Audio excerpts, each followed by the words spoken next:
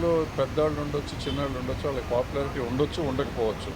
వాళ్ళు రిప్రజెంట్ చేస్తారు. ఎందుకంటే chamber represents production sector, studio sector, exhibition sector, అట్లాగే studio and distribution sector, plus movie artist association, federation కూడా దానికి ఎఫిలియేటెడ్. అంటే వాళ్ళు మనకు డైరెక్ట్గా సంబంధం లేకపోయినా వాళ్ళు మనకి ఎఫిలియేటెడ్ బాడీసే. అందుకని అందరినీ సమన్వయం చేసుకుంటానికి ఛాంబర్ ఉంది. ఏది వెళ్ళినా కానీ గవర్నమెంట్ని కలవాలంటే ఛాంబర్ని కలవాలి. అందుకని నిన్న మీరు కలిసిన మీటింగ్ అంటున్నారు కదా, దానికి ఎజెండా లేదు. దానికి ఒక ఎజెండా ఉందంటే ఛాంబర్ పెట్టుంటుంది. అంటే మనం ఇండస్ట్రీ కలిసినట్టు.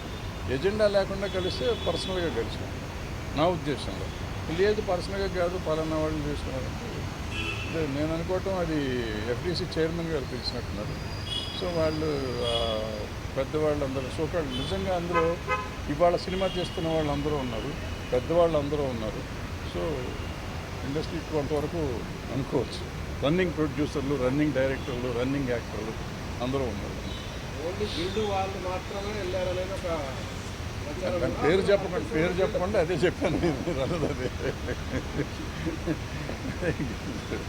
సార్, ఇండస్ట్రీకి గవర్నమెంట్కి మధ్య బాగా దూరం పెరిగింది. ఇటీవల జరిగిన కొన్ని ఇన్సిడెంట్స్ వల్ల ఆ దూరాన్ని తగ్గించుకోవడం కోసమే వీళ్ళందరూ అక్కడికి వెళ్ళారంట. అదే నేను కూడా అదే అనుకున్నాను. అంటే వెళ్ళటం మంచిదే కదా. ఇప్పుడు నేను ఆల్రెడీ మొన్న పెట్టిన వీడియోలో పెట్టాను. పెద్దవాళ్ళంతా వెళ్ళి ముఖ్యమంత్రి గారితో మాట్లాడి చేసుకోవాలనుకుని దానికి వెళ్తున్నారు, సెట్ అయిపోతుంది అనుకున్నాను. నిజంగా సెట్ అయిపోయింది. నిజంగా అయితే ఆ ఇష్యూ వరకు అయితే సెట్ అయిపోయింది. వీళ్ళు మాట్లాడారా మాట్లాడలేదా అనేది పక్కన పెడితే ఇష్యూ సెటిల్ అయిపోయింది. దాని గురించి ఎవరు వీళ్ళు కానీ వాళ్ళు కానీ మాట్లాడకూడదు అనే నిర్ణయం తీసుకున్నట్టున్నారు. ఇది మాట్లాడాలి. ఎందుకంటే ఇట్స్ ఇన్ ద కోర్టులో తేల్చుకుంటాము అనేది వాళ్ళకి వీళ్ళకి ఒక క్లారిటీ వచ్చేసింది, గవర్నమెంట్కి కానీ ఈ పార్టీకి కానీ. సో ఇక దాని గురించి క్లోజ్ అయిపోయింది. ఓ సంతోషం ఏంటంటే ఆ గొడవ వదిలిపోయింది కదా, ఇంకే గొడవ కొత్త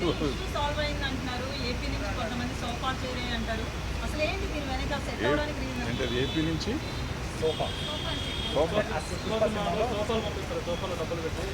నేను సినిమా చూడలేదు. మన ఊరిలో తెలియని అడిగితే నాకు కంగారు పడతాం. ఇప్పుడు రేవంత్ రెడ్డి గారు గద్దర్ అవార్డ్స్ అని ప్రకటించారు. ఆ పేరు ఇష్టం లేకనే చాలామంది దూరంగా ఉన్నారు ప్రభుత్వానికి, ఇండస్ట్రీ వాళ్ళని చెప్పేసి. ఎవరు దూరంగా ఉన్నారు, ఎవరి దగ్గరగా ఉన్నారు? ఇప్పుడు నేను అందరూ వెళ్ళారు. అంతకుముందు గద్దర్ అవార్డ్స్ ఉన్నప్పుడు మేము కొంతమంది వెళ్ళాము. మేము ఇండస్ట్రీయా, నిన్న వెళ్ళిన వాళ్ళు ఇండస్ట్రీయా, లేకపోతే ఉన్న ఛాంబర్ ఇండస్ట్రీయా, ఇట్లన్నీ మాట్లాడుకుంటూ పోతే అనవసరం. ఇప్పుడు మనం దేన్నన్నా పెంచుకుంటూ పోదాం అనుకుంటే పెంచుకున్నా వచ్చేది ఏం లేదు. అల్టిమేట్గా ఇవాళ సినిమా తీసే వాళ్ళది ప్రాబ్లమ్. వాళ్ళు తేల్చుకోవాలి, వాళ్ళు ఏం కావాలనేది వాళ్ళకి కావాలి, మనం కాదు తేల్చాల్సింది. సో వాళ్ళు ఏం చేసుకుంటారు, ఎలా చేస్తారు అనేది మనకు అనవసరం. ఇప్పుడు నిన్న వెళ్ళిన వాళ్ళైనా, మొన్న మేము గద్దర్ అవార్డ్స్ అని చెప్పి మీటింగ్ పెడితే అలాంటి వాళ్ళు మేము వెళ్ళింది అయినా కానీ మేము ఎవరూ సాల్వ్ చేయలేం. ఒక సలహా ఇవ్వగలం ప్రభుత్వానికి. ప్రభుత్వం ఆలోచించే విధానం ఏముంటే ఆ విధానం ప్రకారం పనులు ఉంటాయి. బెనిఫిట్ షోలు ఉంటామని ముఖ్యమంత్రి స్పష్టంగా చెప్పారు. నిజంగా బెనిఫిట్ షోలు అవసరం అంటారా? టికెట్ రేట్లు పెంచడం అవసరం అంటారా? అంటే ఇది నేను 15-20 ఏళ్ళ నుంచి చెప్తున్నా. బెనిఫిట్ షో అనేది వెయ్యకూడదు. అదేది ప్రీమియర్ షోలు వెయ్యొచ్చు. ప్రీమియర్ షోలు మేము వేసేవాళ్ళం. నేను మొగుడు కావాలి లాంటి సినిమాకి దగ్గర 20-25 ప్రీమియర్ షోలు వేసాను ఫ్రీగా. అక్కడ మా జనానికి మెడ్రాస్లో ఉన్న వాళ్ళందరికీ చూపించేసాను సినిమా. ప్రీమియర్ షో అంటే ఆల్మోస్ట్ ఫ్రీగా చేసేవారు. ఇప్పుడు ప్రీమియర్ షోలు అంటే దాన్ని డబ్బులు చేసుకున్నారు, దాన్ని క్యాష్ చేసుకున్నారు. అది మొన్న అంతకుముందు వీడియోలో నేను పెట్టాను. మనకి సినిమాకి తేడా వచ్చేది ఒక 100 కోట్లు. హిట్ సినిమాకి. ఫ్లాప్ అయితే ఏ రూపాయి తేడా రాదు. టికెట్ రేట్ పెంచినా తేడా రాదు, టికెట్ రేట్ తగ్గించినా తేడా రాదు. సో ఈ పెంచిన 100 కోట్లు వచ్చిందంటే 1000 కోట్లు చేస్తున్న సినిమా. 1000 కోట్లు చేసిన సినిమాకి 100 కోట్లు తగ్గితే కొంపే మనది. ఎందుకంటే ఇలా 500 కోట్లు మించి సినిమా తీయలేము మనం, ఎంత ఖర్చు పెట్టినా కానీ. అంటే 1000 కోట్లు చేస్తే 500 కోట్లు ఆల్మోస్ట్ ప్రాఫిట్ ఉంటుంది. 100 కోట్లు తగ్గిన 400 కోట్లతో సాటిస్ఫై అవ్వమా, లేదు ఈ 100 కోట్లు కూడా ఆంధ్ర తెలంగాణ ప్రజల మీద వెయ్యాలా అనేది ఆలోచించుకోవాల్సింది పబ్లిక్ ఆలోచించాలి, ప్రొడ్యూసర్లు ఆలోచించాలి, ఆర్టిస్టులు ఆలోచించాలి, డైరెక్టర్లు ఆలోచించాలి. దీనికోసం మనం ముఖ్యమంత్రుల దగ్గరికి వెళ్ళి దేహి అని అడుక్కోవడం అనేది తప్పు అనేది నేను గతంలోనే చెప్పాను, ఇప్పుడు చెప్తాను, ఎప్పుడు చెప్తాను. జరిగిన చర్చలు కేవలం పెద్ద సినిమాల చర్చలు మాత్రమే జరిగినాయి. చిన్న సినిమాలకు సంబంధించిన చర్చ జరగలేదా? చిన్న సినిమాల నిర్మాతలు అంటున్నమాట.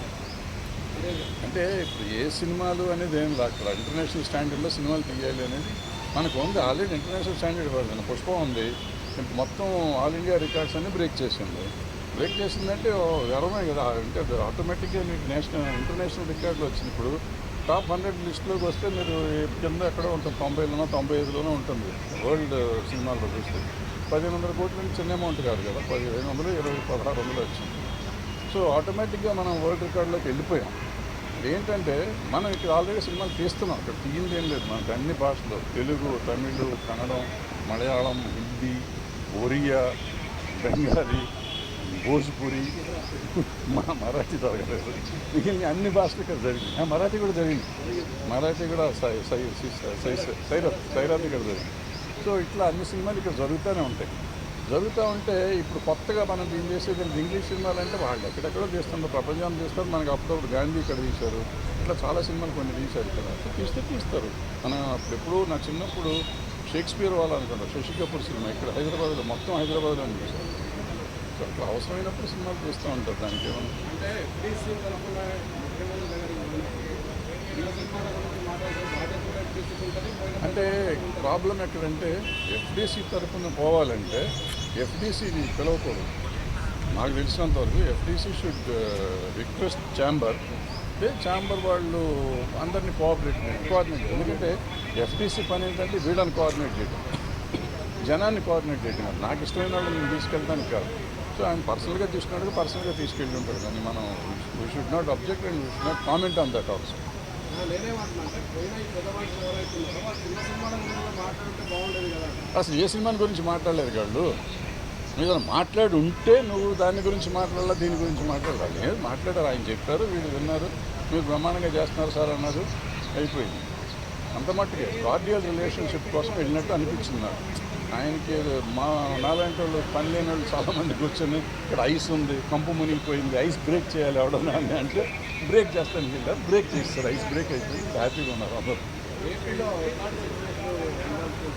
సినిమా ఇండస్ట్రీకి ఉన్న బాగానే ఉంటుంది. ఎప్పుడు వెహికల్ ఏముంటుంది అంతా బాగానే ఉంటుంది. కానీ వాళ్ళ కోపం వస్తే వాళ్ళు కూడా టికెట్ రేట్లు పెంచమంటారు, అంతే మ్యాక్సిమం.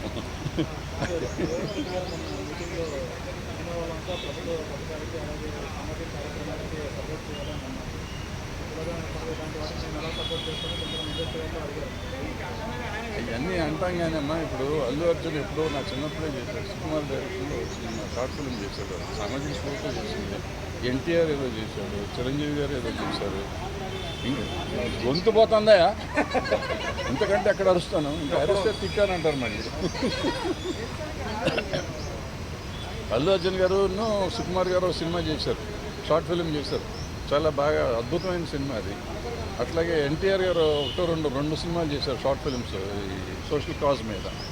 అట్లాగే చిరంజీవి గారు చేశారు. సో చేసేవాళ్ళంతా చేస్తూనే ఉన్నారు, చేయట్లేదు అనేది కాదు. పుష్ప సినిమాకి కూడా అల్లు అర్జున్ గారు ఏదో సినిమా షార్ట్ ఫిల్మ్ చేసినట్టున్నారు డ్రగ్స్ మీద. సో మనం చేసే పని మనం చేస్తూ ఉంటాం. గవర్నమెంట్ మంచి పని చేస్తూ ఉంటే మనం సపోర్ట్ చేయడం తప్పే లేదు, చేసి తీరాలి కూడా. ఇట్స్ మన డ్యూటీ. మనం సినిమా చేసి డబ్బు